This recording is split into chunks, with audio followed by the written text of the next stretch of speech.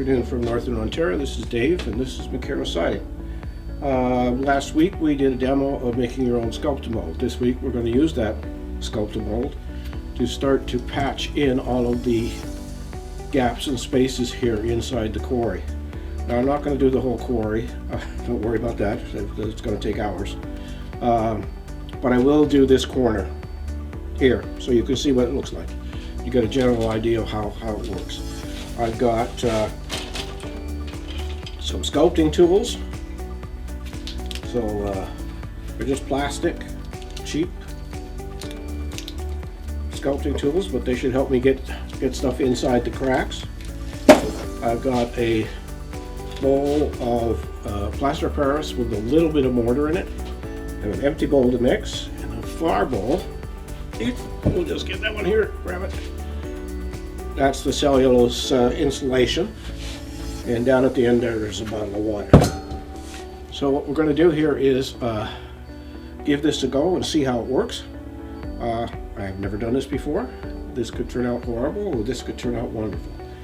I was kind of lazy and I only got to gluing down all the rocks last night, around midnight.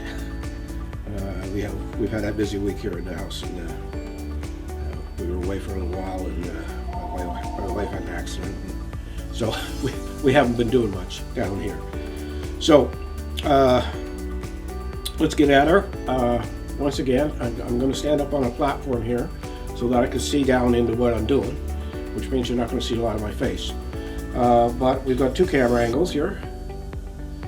We got one with that shot and one with this shot. So we're going to probably work from this shot the most, because you'll be able to see right into this corner. And this sculptamold sets up really quick because we're using plaster of Paris and a little bit of mortar. I used a little bit less of mortar because it really did turn out very dark, and I was concerned that I wouldn't be able to paint over them and get them to a light enough color so they all match, because the plaster, most of the plaster molds are all white. There's a couple of that are gray, and that's because I put paint in the water when I made those molds. So let's get at her and we'll see what we got to do here. So I am going to switch over to this. While I mix it up, I'm going to switch to there, and then we'll get at her, and we'll switch back to this one so you can see right in the corner, and we'll be good to go. Alright, so here we go. So we're taking a bit of the cellulose fiber and we're breaking it up with your hand. I tried to break it up, I mentioned this in the last video, with a blender and with an immersion blender and a regular food blender, not the ones my wife uses. I went to a thrift store and bought a blender and an immersion blender for cheap, and I mean, they both work, but they just don't work on this stuff. So it's easier just to fluff it up with your hands. So there's the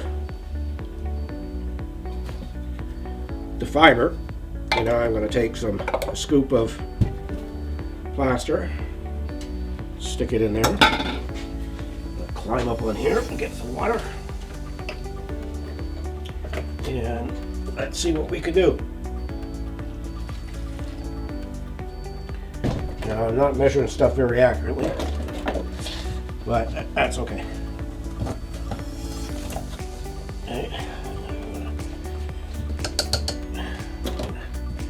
Get in there with my hands, I think, instead.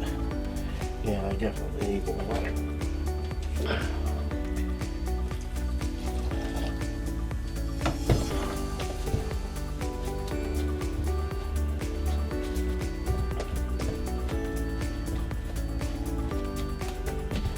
So again, like everybody I knew who uses sculptamold, makes their own. I'll say it once more, it should look like cottage cheese. So I'm mixing this up really good. I'm going to actually drop a little bit more in there.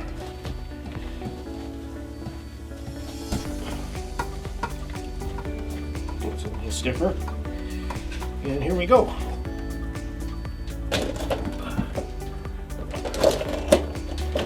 Move stuff out of the way. Switch the shot. And just going to climb down a bit, and we're going to start filling. So what we're going to do is work from the bottom up, and I'm just going to take the Sculptamold and press it in.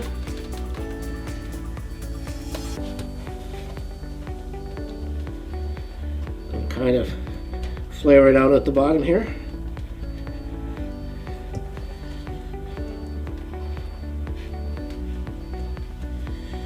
And I'm going to build a layer up here. Get it good and blend it in with the plaster. There's enough water in it. Should set up against the plaster just fine.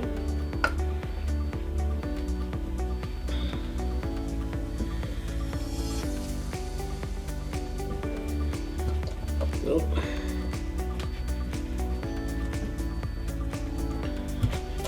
And across the top of the there. Yeah.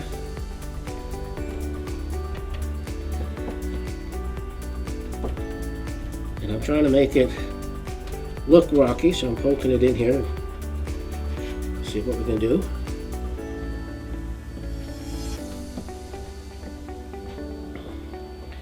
Now I may have to come back with just some pure plaster Paris and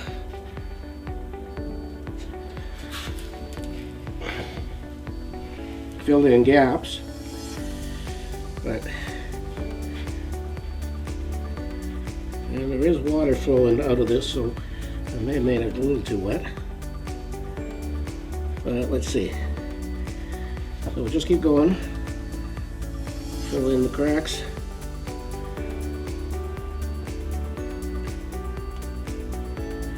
Work our way up to the top here, and I'm going to have to make another batch. And that's probably good because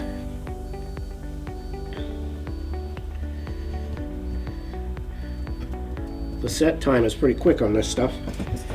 So I'm going to make sure here. One thing I didn't do when I was doing the demo last week was to make sure that I got the inside of the bowl nice and clean before I went to the next mix, because I now have 3 bowls with hard plaster, hard Sculptamold, and hard Sculptamold and mortar stuck to the inside of them. Thankfully these bowls are from the dollar store, so they're cheap as chips, and if I go upstairs and steal any from the kitchen, I'm going to be in a lot of trouble. But there we go. So we've got our first batch in there. Hopefully you can see that. And I'm just going to keep working my way around. So once more, handful. I may have to stop the camera and go and get some more of the cellulose, but it may be enough to demonstrate without having to actually do it. I might just make 3 batches here and call it quits for the video. I don't think we need to spend hours here. Okay, so now I'm just going to make sure I press this stuff down, because once it's hard, it's going to be really hard. Now I just wanted to show you something.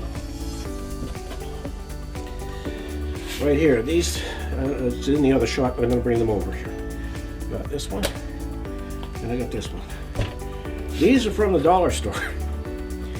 This one is called Sable Sand, and it looks like small crushed rock. And this one is called, what do they call this one? I'm looking at the French side, that doesn't help me. Actually, there's no English on it. So it's basically a little jar of gravel, small gravel, and it's just little stones, tiny little stones. So if I was to just spread it here and push it in, I could get these little rocks embedded in the Sculptamold. But this one was $2. This one was, I think, $1. $1.75. So you can, and I have a couple of other ones that are so thin or small that you could use them for ballast. And at $2 a jar, that's pretty damn good. Pardon my French. Anyway, here we go. So we got the powder in there. You see the dust coming off this. I probably should be wearing a mask. And water. And mix.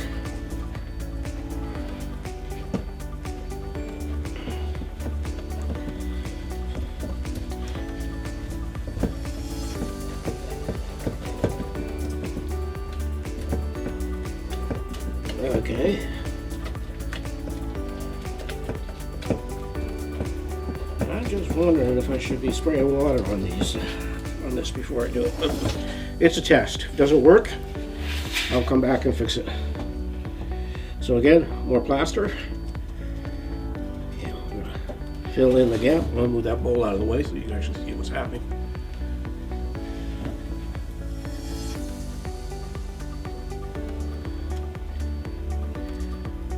Again, I'm trying to make sure, well, that stuff's already setting up.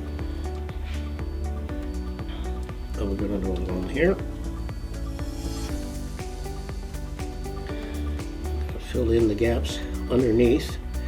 What I did when I glued on the plaster, I tried to line them up with the top of the ridge so that I could, when I'm doing this, I'm busy putting the sculptamold mixture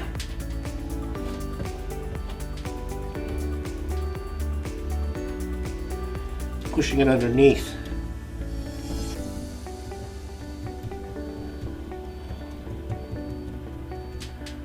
Okay, let's keep going. Come up here on this line now.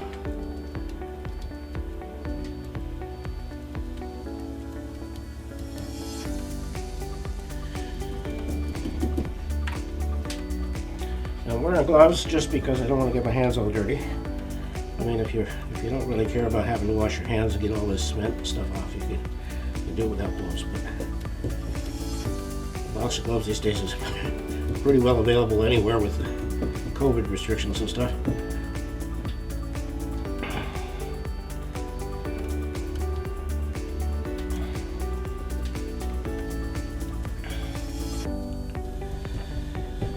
So one of the things I'm thinking about doing here is I've got a big airbrush, an airbrush that has a large hopper on it, and I'm thinking that I'm going to go to the hardware store and see if I can find a gray paint, and then I'm going to take that brush and I'm going to spray the whole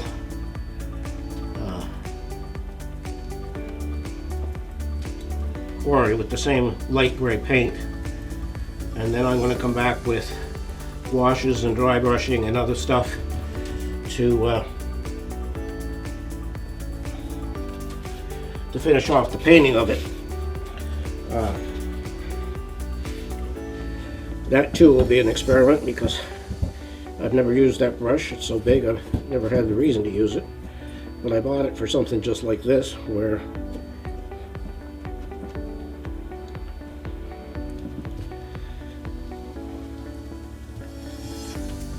there's a large area to cover, and if you can buy buy like a quart maybe of gray latex house paint, flat finish. Spray this down and see what we get. There we go. Let's see, I think I've got to fill that in there.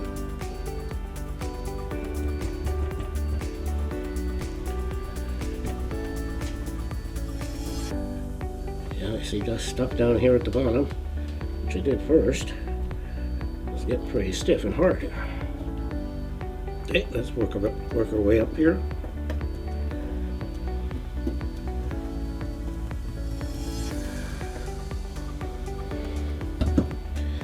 Now, if you're wondering about the slope of this quarry, before I even started this process, or this idea, I did a whole bunch of research and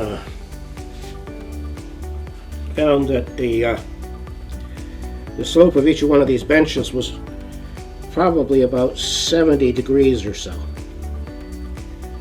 And so when I cut the foam on the table saw, that's what I cut them at, so this was 70 degrees. And that left enough of a ridge or a flat spot here to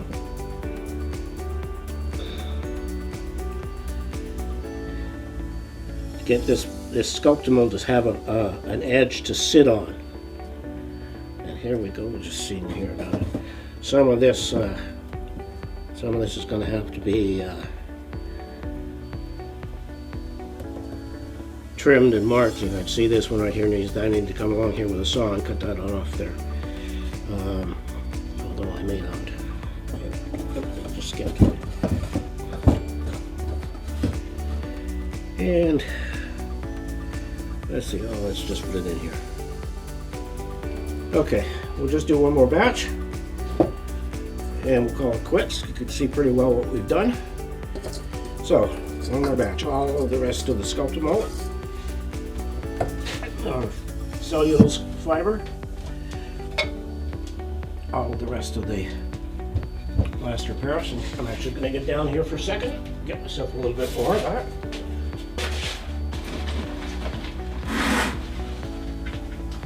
Not much, just a little. Just enough to make that doable. And then let's go back up here and slide this along. Pour in some water. Again, I'm not really measuring this much.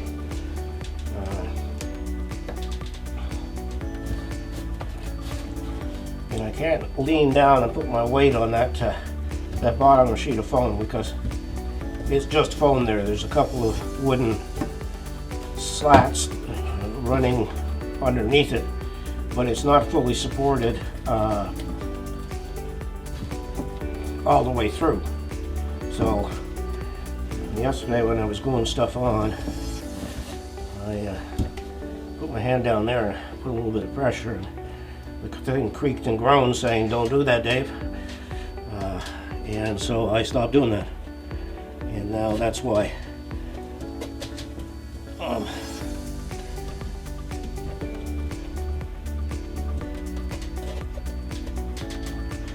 we'll just keep going.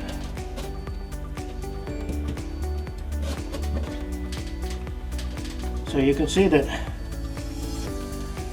this is kind of repetitious. You wouldn't want me to watch me spend the next couple of hours doing this, but it's fine. We're not going to. I wouldn't subject you to that. Oh, here, come up here. And sculptamold in there. So like I said, this is an experiment. This corner doesn't work. I'm going to have to go back and figure out what I'm doing. But I'm hoping that from the experience we had last week,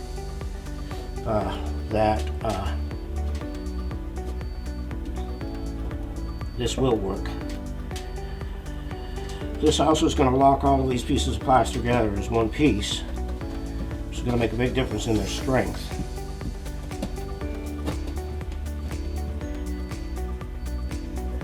And like I said, I may have to come along with so just plaster of Paris and mix stuff up here. I'll probably have to take a wire brush to some of this to smooth out some of the rocks, but it is a quarry. It's supposed to look rocky. Now, is that thing glued down? No, that's not glued down, so we won't bother in there anymore. There's a little bit up here that could be done. That's the way. Yeah, there we go. All right, let's get this. Let's do that.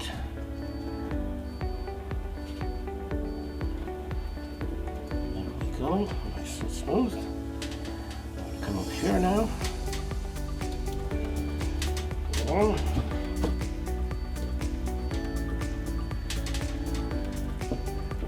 So obviously over the next week before you see the next video, I'm going to be doing the whole thing.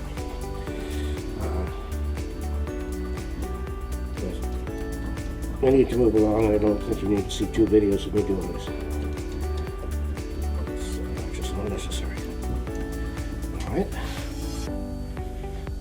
Okay, so now, what do we got left? Just a little bit. I think we're going to work our way along the top edge here.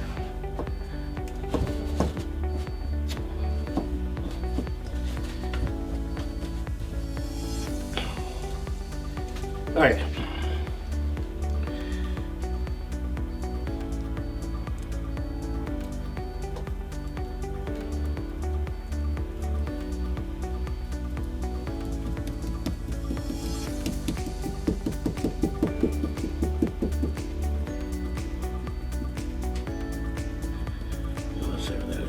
That needs doing there. There we go. Like that, bring it up here. We'll just keep moving along.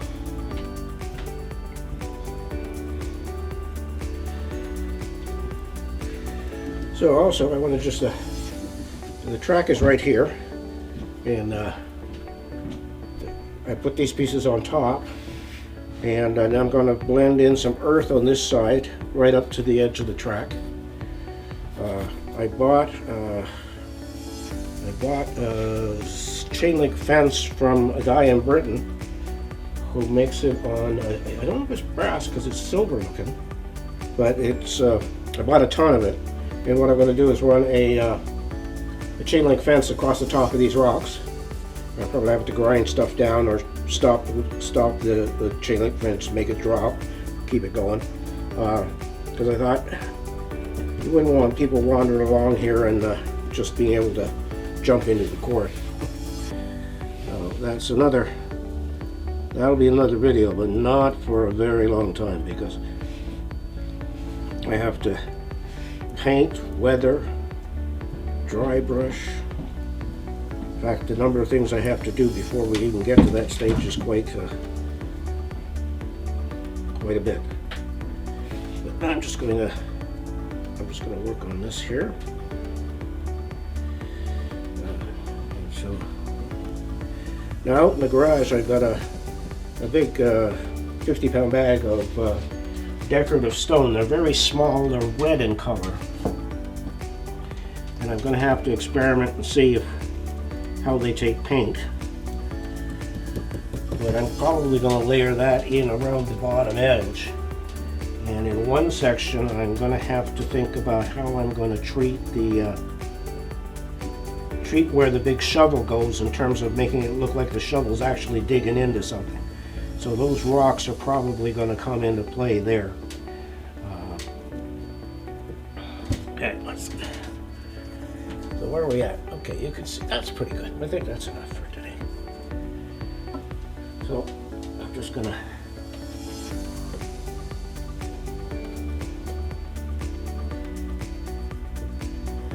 like I say, I may have to come back with some plaster of Paris on some of these cracks to finish them up. But that's okay. I did say that this was going to be a channel where we experimented on stuff, and this is definitely an experiment here.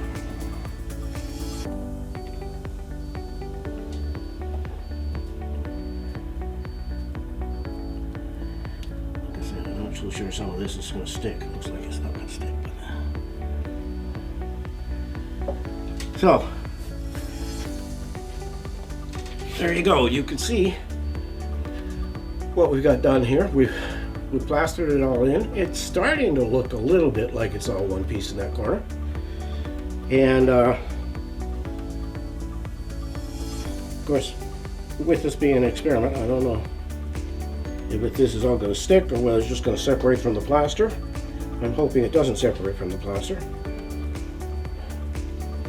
So I'm not sure what next week is going to bring with us.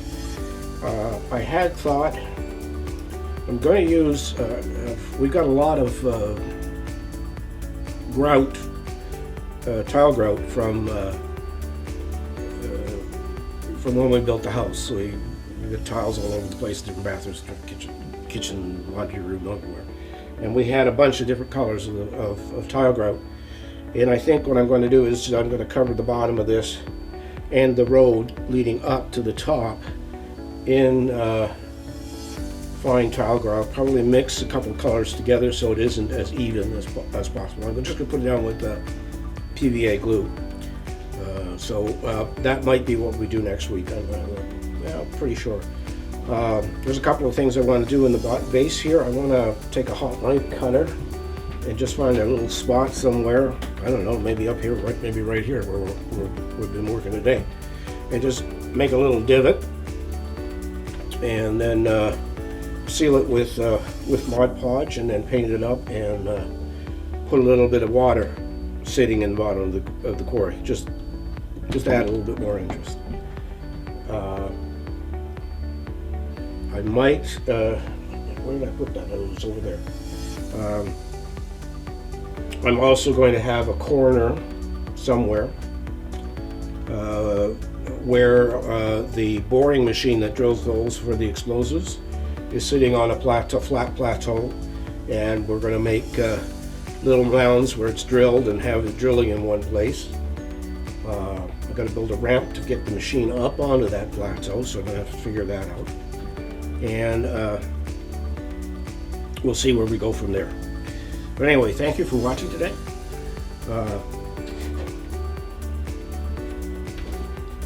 Like I say, everything on this railroad is an experiment.